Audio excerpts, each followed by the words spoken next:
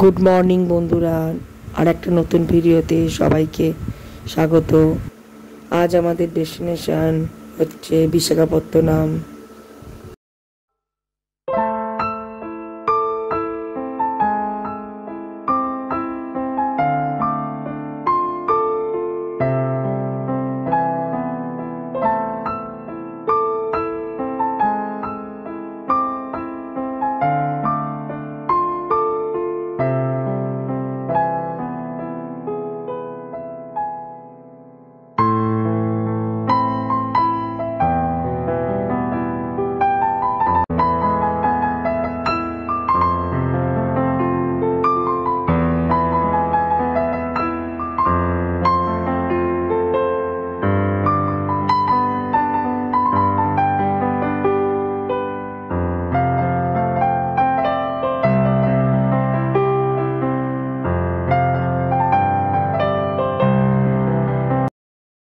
আমাদের ট্রেন 1 ঘন্টা লেট ছিল। আমরা 4:20 জায়গায় 5:20 গিয়ে পৌঁছাই বিশাখাপত্তনম। আর আমাদের সেখানে হোটেল আগে থেকে বুক করা ছিল না, তো আমরা দেখে শুনে হোটেল বুক করেছিলাম এসএসজি রেসিডেন্সি। আমাদের এসি রুমের পার ডে ভাড়া পড়েছিল 1000 টাকা। আমরা ওখানে 2 দিন ছিলাম।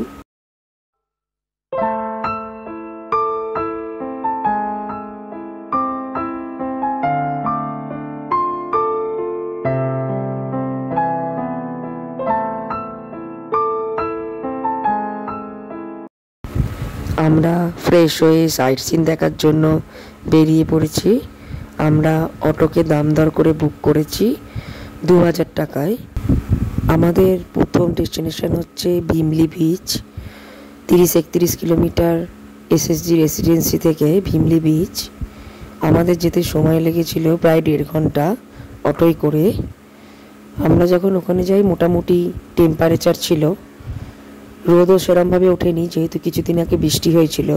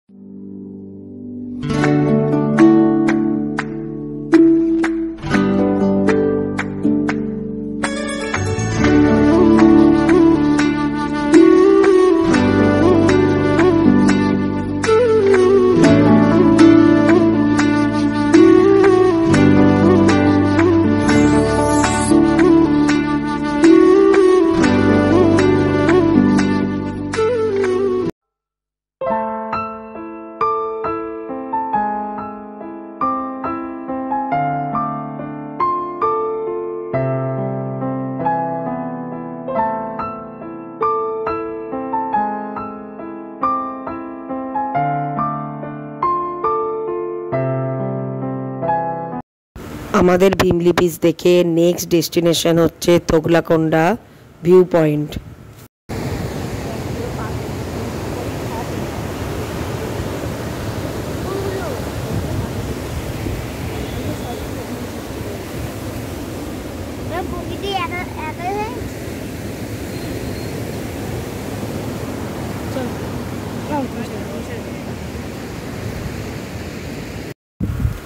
ভিউ পয়েন্ট দেখাবার পর আমাদের নেক্সট দেখাবে বললো আই লাভ ভাইজ্যাক, যেখানে লেখা আছে সেখানে। তা আমরা জিজ্ঞেস করেছিলাম তোগলাকোন্ডা ন্যাচারাল আর্চের কথা। তা সেটা বললো কয়েকদিন ধরে ঘূর্ণিঝড় থাকার জন্য জল বেশি হওয়ার জন্য সমুদ্রে ওটা দেখা যাবে না, জলের তলাতেই আছে। তা আমরা এখন আই লাভ ভাইজ্যাক দেখার জন্য একটা সমুদ্রের ধারে দাঁড়ালাম।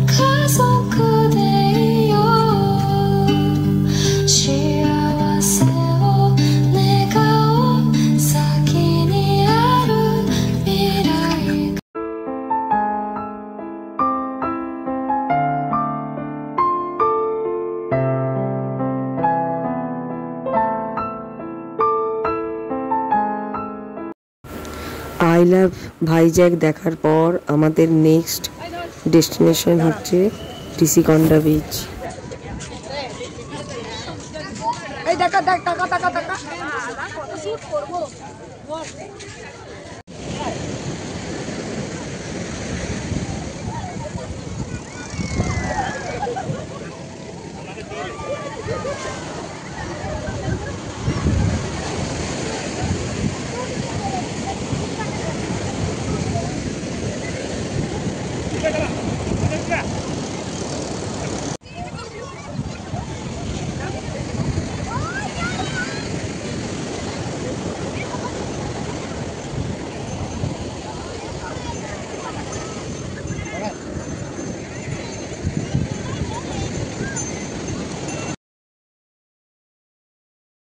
আমরা ঋষিকন্ডা বিচে ভুট্টা, ডাবের জল, আম মাখা সবই খেয়েছিলাম। তবে ভুট্টা সেদ্ধ করা ভুট্টা না খেয়ে নর্মাল পোড়ানো ভুট্টা খাওয়াই ভালো, সেদ্ধ করার ভুট্টা খুবই বাজে।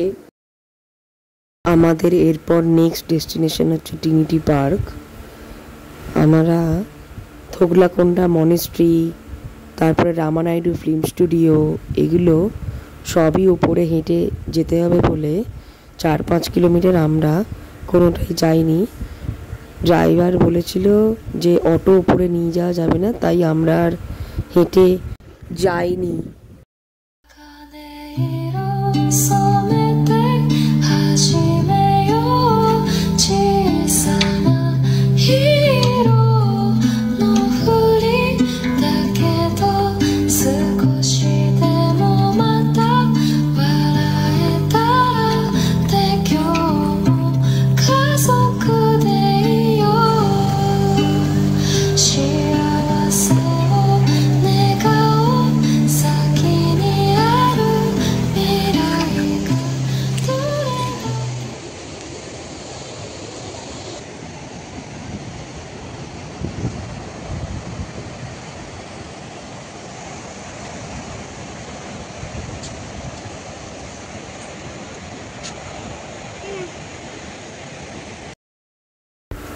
আমরা এখানে প্রচুর ফটোশ্যুট করি পুরনো জাহাজটাকে নিয়ে। তার উপর পাহাড় আর সমুদ্রের যে এক অনবদ্য মিলন, সেটা বারবার করে দেখলে চোখ জুড়িয়ে যায়।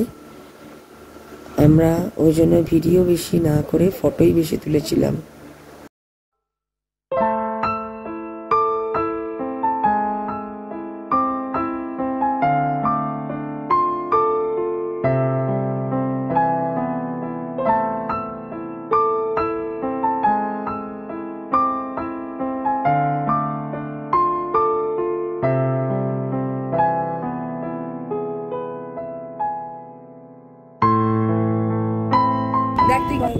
ভেতরে করো, আরে এদিক দিয়ে তোলো, এদিক দিয়ে করো, ওই দিকে আসার সময় করতাম না বাস।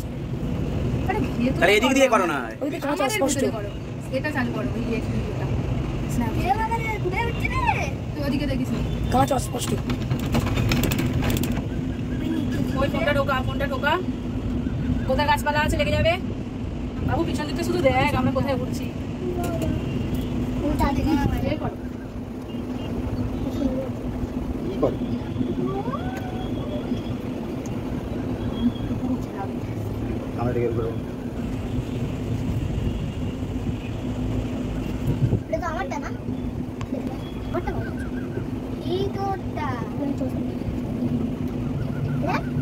এই সবাই দেখে দিকে এই এটা হবে না। এটা ঘোরাচ্ছে ঘোরাচ্ছে এটা পিস চলে এলাম রাস্তা চলে এলাম দেখো রাস্তা রাস্তা এই জায়গাটা কত স্পিডে নামছে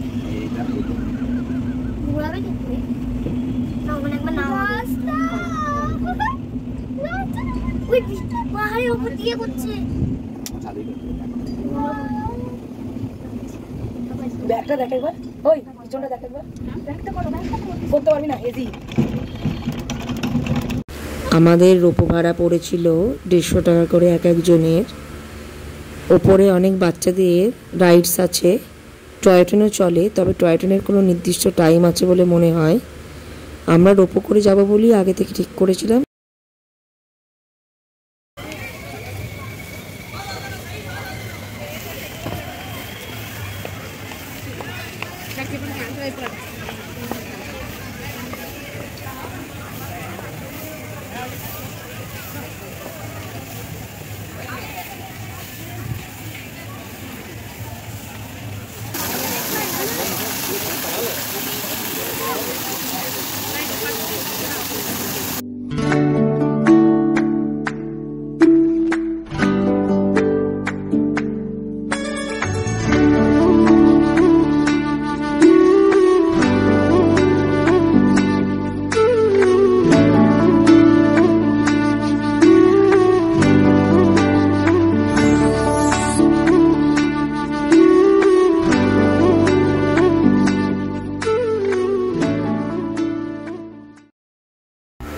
আমাদের কৈলাসগিরি থেকে নিচে নামার পালা। আমরা আরেকটু সময় কাটাতাম, তবে এত মেঘ করে গিয়েছিল আমরা ভেবেছিলাম যে সঙ্গে সঙ্গে বৃষ্টি এসেই যাবে। তা ওপরে হাইট থাকার জন্য এতটা মেঘ করেছিল, আমরা যখন নিচে নামি তখন দেখলাম যে কোনো মেঘই নেই। বুঝতে পারলাম না মেঘটা কেটে গেছিল না ওপরে থাকার জন্য এতটা মেঘ বলে মনে হয়েছিল।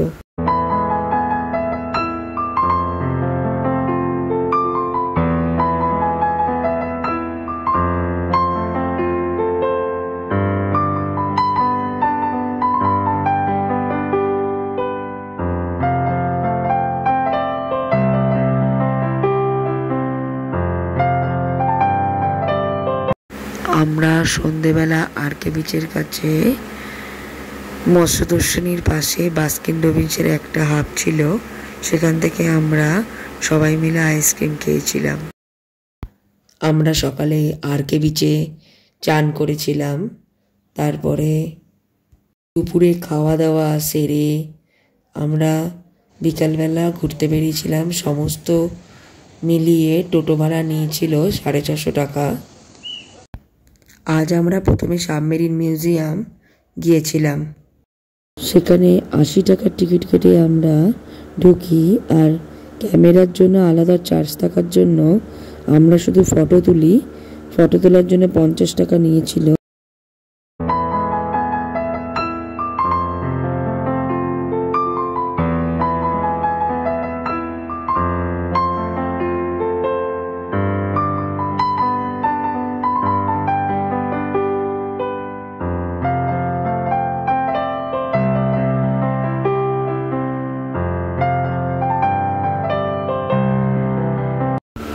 আমরা আর এয়ারক্রাফট মিউজিয়াম যাইনি। কলকাতায় এয়ারক্রাফট মিউজিয়াম থাকার জন্য আমরা সেখানে গিয়েছিলাম, তাই আমরা আর কেউ এয়ারক্রাফট মিউজিয়াম যাইনি। শুধু সাবমেরিন মিউজিয়ামেই ফটো তুলেছি, কোনো ভিডিও করতে পারিনি।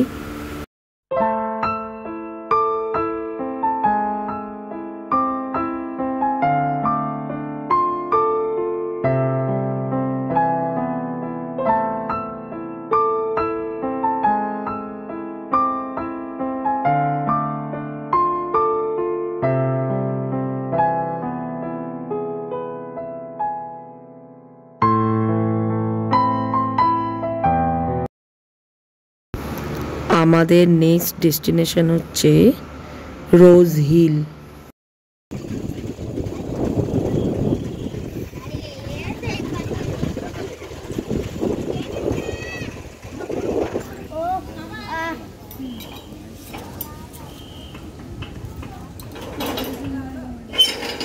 আবার পায়ে লেগে যাবে, পায়ে লেগে যাবে।